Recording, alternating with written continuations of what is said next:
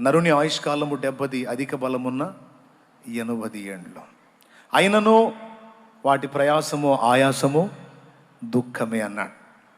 పుట్టింది మొదలుకొని సచ్చిందాకా ఒక్కరోజు కూడా నేను బాధపడలేదు, ఇబ్బంది పడలేదు, శ్రమ పడలేదు. పుట్టింది మొదలు చచ్చిందాకా చాలా హ్యాపీగా సుఖంగా బ్రతికాను, కన్ను మూశాను అని చెప్పగలిగే వాళ్ళు ఇంతమందిలో ఒక్కళ్ళన్నా ఉన్నారా? పుట్టింది మొదలుకొని ఇప్పటి వరకు ఏ బాధ తెలియకుండా హ్యాపీగా గడిచేసిన నా జీవితం, నా రోజులన్నీ అనగలిగిన వాళ్ళు ఎవరైనా ఒక్కళ్ళు ఉన్నారా? ఒక్కళ్ళంటే ఒక్కళ్ళు కూడా ఉండరు. ఎందుకంటే బైబిల్ గ్రంథంలో చెప్పాడు, భూమి మీద నరుల కాలము యుద్ధ కాలము అని.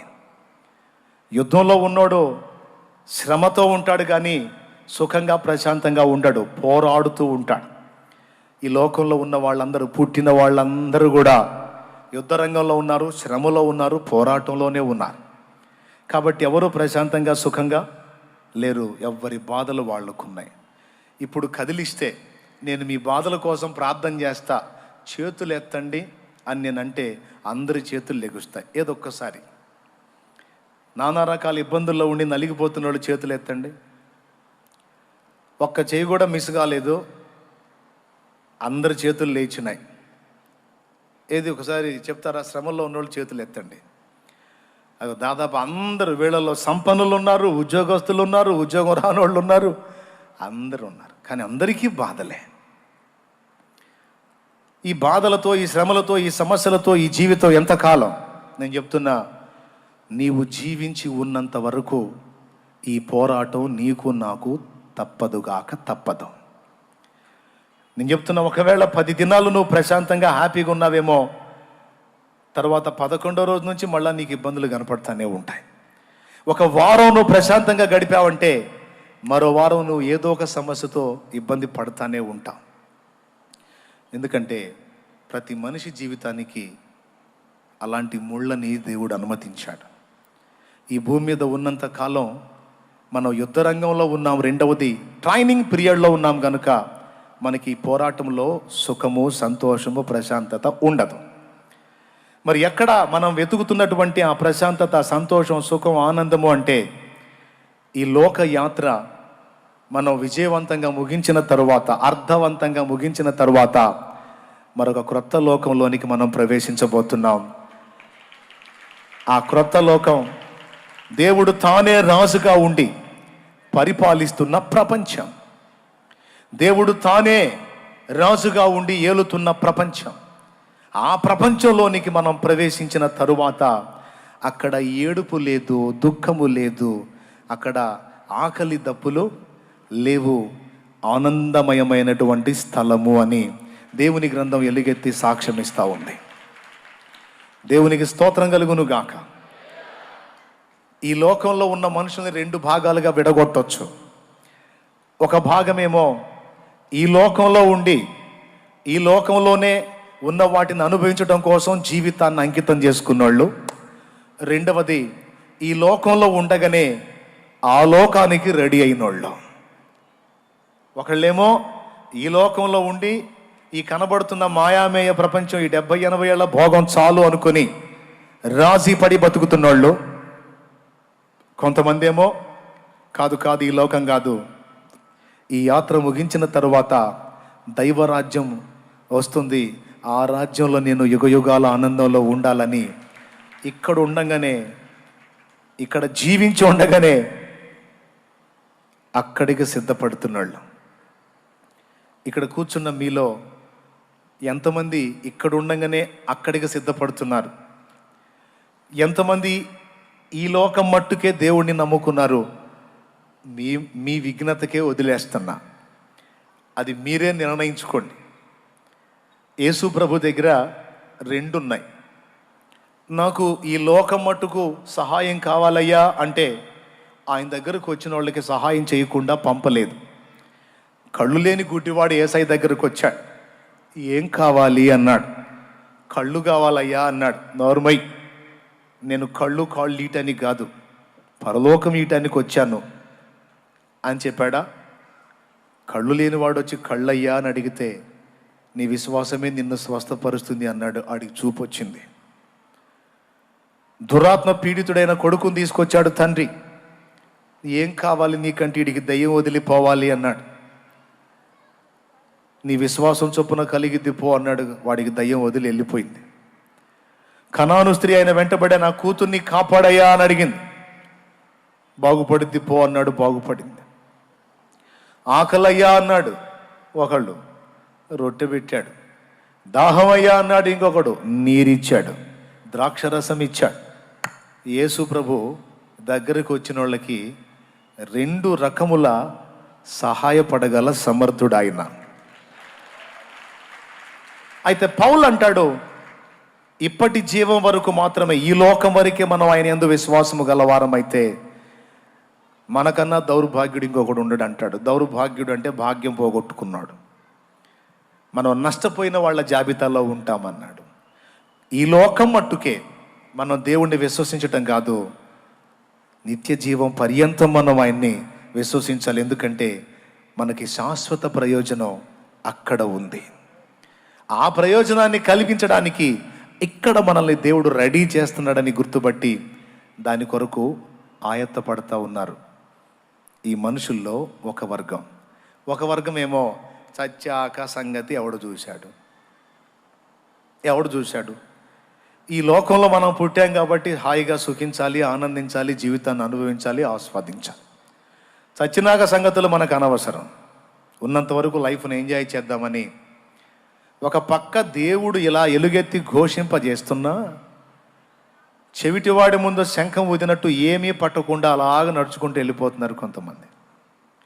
నా ప్రియమైన దేవుని బిడ్డలారా, ఈ రాత్రి వేళ ఎందుకు వచ్చావో నీకు తెలుసు. దేవుని పాదాల చెంతకు ఈ మాటలు నీ మనసులోకి తీసుకొని నీ జీవితాన్ని గురించి ఒక ఆలోచన ఈ ఒక్క రాత్రి ఒక్కసారి చెయ్యి. నేను ఒక్కసారి ఆలోచన చేశాను, నా లైఫ్ ఒక అద్భుతమైన మలుపు తిరిగింది. గట్టిగా ఒక్క రాత్రి, ఒక్క ఆలోచన, ఒక్క నిర్ణయం ఎంత అద్భుతమైన మలుపో చెప్పలేను, అది మీకే తెలుసు. ఈ రాత్రి నువ్వు చేసే ఆలోచన కూడా నీ జీవితాన్ని ఒక మలుపు తిప్పబోతుందని నేను నమ్ముతున్నాను. చెప్పండి, శాశ్వత జీవం కావాలా, ఇక్కడి జీవం కావాలా? శాశ్వత జీవం కావాలి అన్నోళ్ళు చేయొద్దండి. ఏ జీవం కావాలి? శాశ్వత జీవం కావాలి అన్నోళ్ళు చేయొద్దండి, వదిలేయండి. లేదు ముందు ఇక్కడి పరిస్థితులు బాగుపడాలి, ఇక్కడి జీవం కావాలి అన్నోళ్ళు ఎవరైనా ఉంటే చేతులు ఎత్తండి. ఇక్కడ జీవం కావాలి. నాకు తెలిసి ఇంత మ్యాటర్ వర్ణించి చెప్పినాక ఎవరు చేతులు ఎత్తరని నా నమ్మకం. నాకు తెలిసి చేతులు ఎత్తరు. అయినా ఒక్క మాట చెప్పనివ్వండి, మీరు చేతులు ఎత్తకపోయినా మీరు అవసరత కలిగి ఉన్నారు. మీలో ఇబ్బంది లేని మనిషి అంటూ ఎవరూ లేరు. ఎవరికి తగ్గే వాళ్ళకు ఉన్నాయి. అప్పులతో బాధపడే వాళ్ళు ఉన్నారు, శరీర బలహీనతలతో బాధపడే వాళ్ళు ఉన్నారు, కుటుంబంలో వ్యక్తులు వ్యసనాలకు బానిసలు అయిపోయి వాళ్ళు మారక ఇబ్బంది పడే వాళ్ళు ఉన్నారు, రకరకాలుగా కోర్టు కేసుల్లో బాధపడే వాళ్ళు ఉన్నారు, కష్టపడి చదివిన ఉద్యోగం రాక ఇబ్బంది పడే వాళ్ళు ఉన్నారు, వివాహమైనా కూడా సంవత్సరాలు గడిచిన సంతానం లేక గొడ్రాలు అని నింద మోస్తున్న వాళ్ళు ఉన్నారు, చెయ్యని పాపానికి నిందల పాలైన వాళ్ళు ఉన్నారు. ఇలా చెప్పుకుంటూ పోతే నానా రకాల బాధల్లో బోలెడంత మంది ఉన్నారు. ఎవరికి తగ్గవి వాళ్ళకు ఉన్నాయి. అయితే ఒక్క మాట, ఈరోజు భూమి మీద నువ్వు అనుభవిస్తున్న ఈ బాధలు, వేదనలు, ఇరుకులు, ఇబ్బందులు, కష్టాలు, కన్నీళ్ళు, ఇవన్నీ నీకు తొలగించటం కూడా యేసయ్యకు చేతవు. వాటి నుంచి నిన్ను విడిపించడం కూడా యేసయ్యకు చేతవు. కానీ అవసరాన్ని బట్టి నీకు అనుమతించబడ్డాయి అని బైబిల్లో ఒక మాట ఉంది. పేతురు రాసిన మొదటి పత్రిక 1వ అధ్యాయము 6వ వచనం మీరు చూడగలిగితే, అవసరాన్ని బట్టి అగ్ని వంటి శ్రమలు కొంచెము కాలం మీకు కలుగుతున్నాయి అనే మాట అక్కడ చెప్పబడి ఉంది. ఈరోజు మనం ఫేస్ చేస్తున్నటువంటి సమస్యలు ఎన్ని రకాలైనా కావచ్చు, ఎన్ని విధాలైనా కావచ్చు. ఒక మాటలో చెప్పాలంటే కొంతమంది నా శ్రమలే దేవుడి దగ్గరికి తెచ్చాయి. చాలామంది నా శ్రమలు, ఆ సమస్యలే దేవుడి గురించి ఆలోచించేటట్టు చేశాయి. ఈరోజు మీ అందరూ కూడా వాటిని గురించి భయపడ నిమిత్తం లేదు. ఎందుకంటే నీకు అవి అవసరం అనుకున్నంత వరకు దేవుడు వాటిని అనుమతిస్తాడు. వాటి అవసరత తీరిపోయిన తర్వాత ఉంచమన్నా నీకు అవి ఉంచడాయన. నమ్మితే స్తోత్రం చెప్పు. నీకు అవసరం అన్నంత వరకు వాటిని ఉంచుతాడు. ఆ అవసరం తీరిపోయింది, నేను అనుకున్న పరిమాణం నీలోనికి వచ్చింది అనుకున్నప్పుడు నువ్వు ఉంచమన్నా వాటిని ఉంచడు, వాటిని తొలగిస్తాడు. దీన్ని బట్టి మీరు ధైర్యపరచబడతారని ఈ మాట చెప్తున్నాను నేను. ఈరోజు నువ్వు ఎదుర్కొంటున్నటువంటి వీటన్నిటికీ ప్రతిగా దేవుడు ఇవ్వబోతున్నటువంటి ఆశీర్వాదాన్ని భవిష్యత్తులో నువ్వు చూడబోతున్నావు. దీన్ని దైవజనుడు పాటగా పాడాడు. యేసయ్య నీ కృప తలంచగానే నా శ్రమలు శ్రమలుగా అనిపించలేదే. యేసయ్య నీ కృప తలంచగానే నా శ్రమలు శ్రమలుగా అనిపించలేదే. నీవు నాకిచ్చే మహిమ ఎదుట ఇవి ఎన్నదగినవి కావే. నీవు నాకిచ్చే మహిమ ఎదుట ఇవి ఎన్నదగినవి కావే. సుగుణాల సంపన్నుడా స్తుతి గానాల పారసుడా జీవింతును నిత్యము నీ నీడలో ఆస్వాదింతును నీ మాటల మకరందము. జీవింతును నిత్యము నీ నీడలో ఆస్వాదింతును నీ మాటల మకరందము. దేవునికి మహిమ.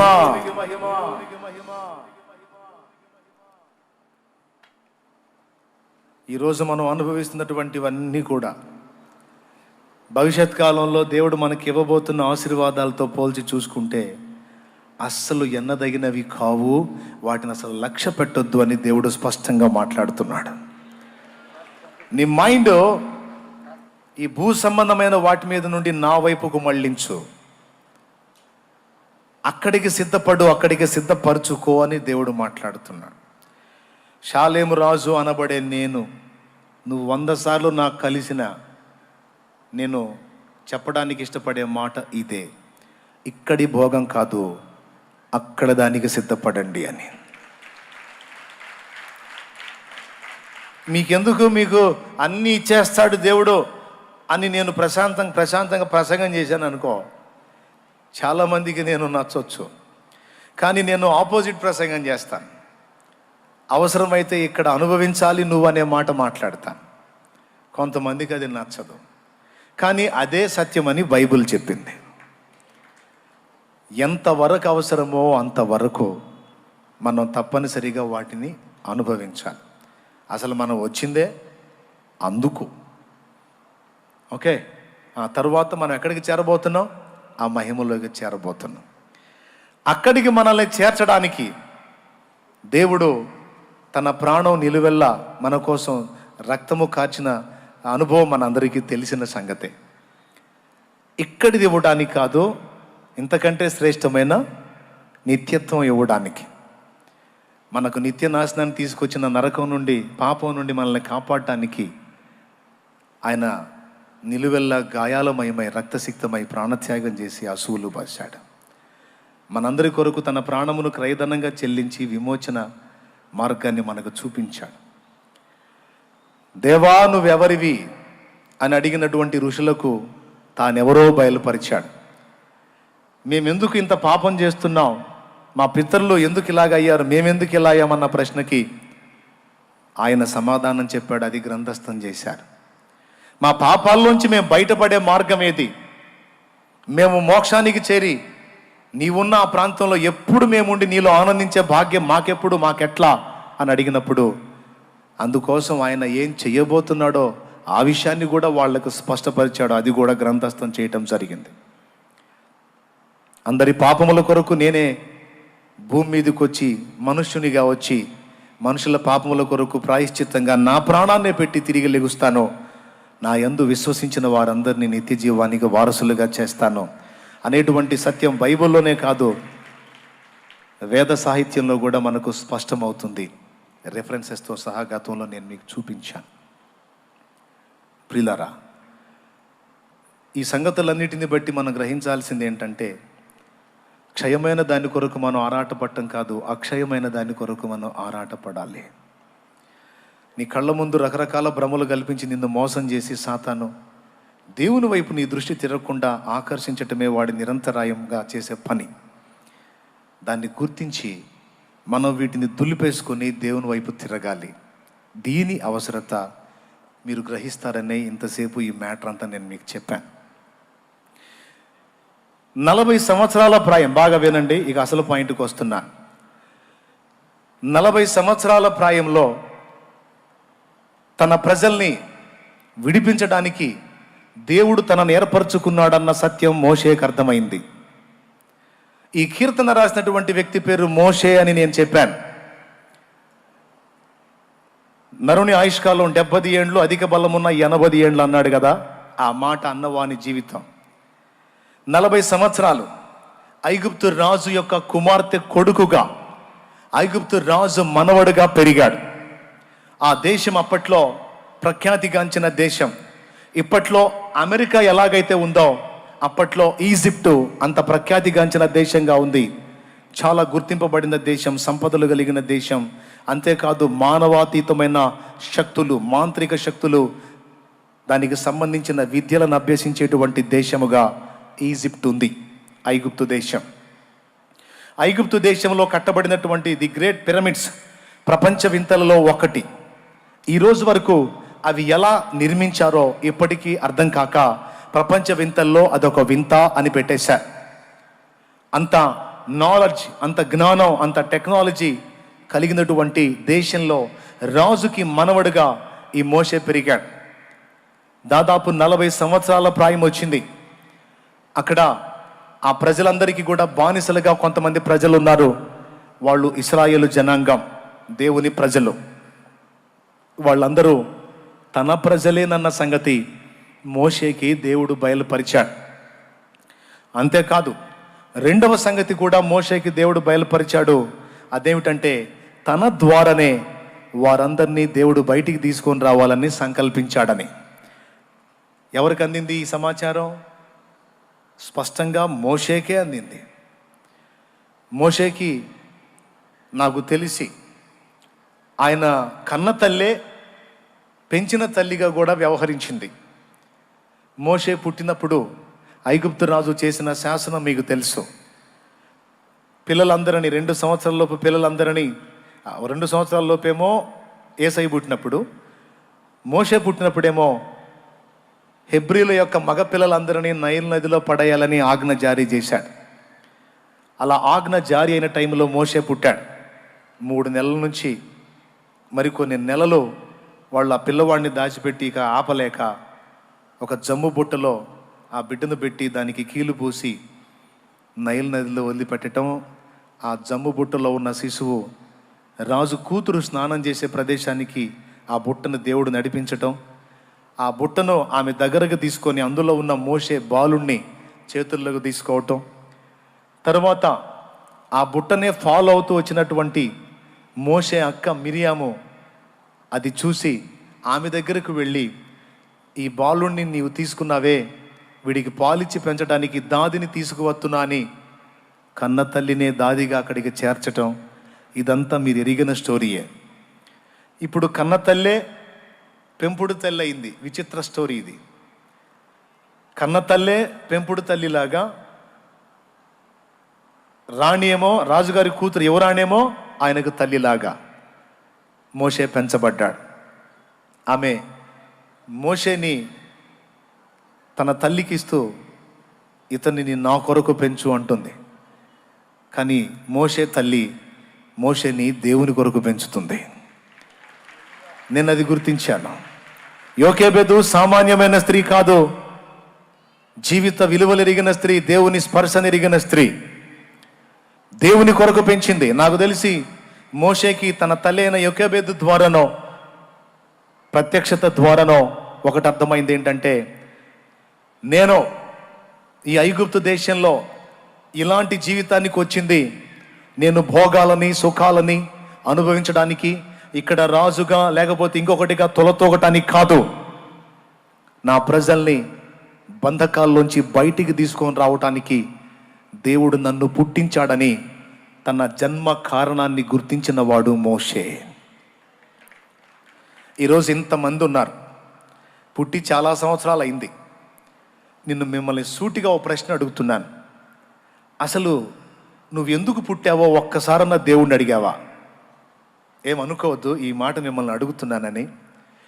ఒక్కసారన్నా దేవా అసలు నన్ను ఎందుకు పుట్టించావు, నా జన్మ వెనక నీకున్న ఉద్దేశం ఏంటి, నీ చిత్తం ఏంటని ఒక్కసారన్నా అడిగావా?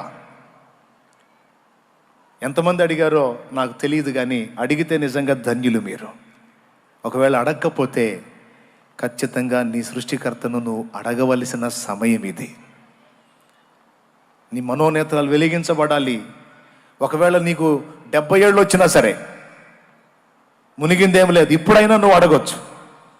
ఎందుకంటే నువ్వు అనుకుంటావు ఇది చివరి ఘట్టం, ఇంకేం అడిగేదని. నో, నీకు చివరిది కావచ్చు, కానీ దేవునికి ఇంకా అవకాశం ఉంది నిన్ను వాడుకోవటానికి, నీ జన్మను సార్థకం చేయటానికి. మోషేకి తెలుసు తాను ఎందుకు పుట్టాడో. ఆ మాట మనకి హెబ్రీ పత్రిక 11లో చెప్పబడింది. ఐగుప్తు రాజు యొక్క కుమారుడు అనిపించుకొనుట కంటే క్రీస్తు విషయమైన నింద గొప్ప భాగ్యమని ఎంచుకొని అక్కడ భోగాలు అనుభవించి లోకాన్ని అనుభవించడం కంటే దేవుని చిత్తము నెరవేర్చడం కోసం, దేవుని ప్రజల్ని బంధ విముక్తుల్ని చేయటం కోసం, వారి కోసం సమస్తాన్ని త్యాగం చేయటానికి నేను సిద్ధపడాలి అని అడుగు ముందుకు వేసి తన జీవితం, తన జన్మ యొక్క కారణం ఎరిగిన వాడు మోషే. మదర్ తెరీసా ఎందుకు పుట్టావు నువ్వు అని ఆమెను అడిగితే దిక్కులేని వారిని ఆదరించడానికి, రోగులను కాపాడటానికి, సేవ చేయడానికి నేను పుట్టాను. నా బ్రతుకు పట్ల దేవుని సంకల్పం ఇదే అని ఆమె చెప్తుంది. పౌలా ఎందుకు పుట్టావు అని పౌలను అడిగితే తనను విశ్వసింపబోరు వారందరికీ మాదిరిగా ఉండుటకై, అన్యజనులకు సువార్త ప్రకటించుటకై, నశించిపోతున్న ఆత్మలను రక్షించుటకై, భవిష్యత్తులో దేవుడు సమకూర్చబోతున్నటువంటి సంఘానికి సిద్ధాంతపరమైన పునాదులు వేయుటకై నేర్పరైన శిల్పకారుని వల్లే ఉండుటకు దేవుడు నన్ను ఏర్పరచుకున్నాడని పౌలు చెప్తాడు. ఎందుకు పుట్టావు అని అడిగితే తమ జన్మకు కారణం వీళ్ళందరూ చెప్తారు. ఈరోజు నిన్ను అడుగుతున్నాను, ఈ రాత్రి నువ్వు అడుగు దేవుని ముందు, దేవా నన్నెందుకు పుట్టించావని.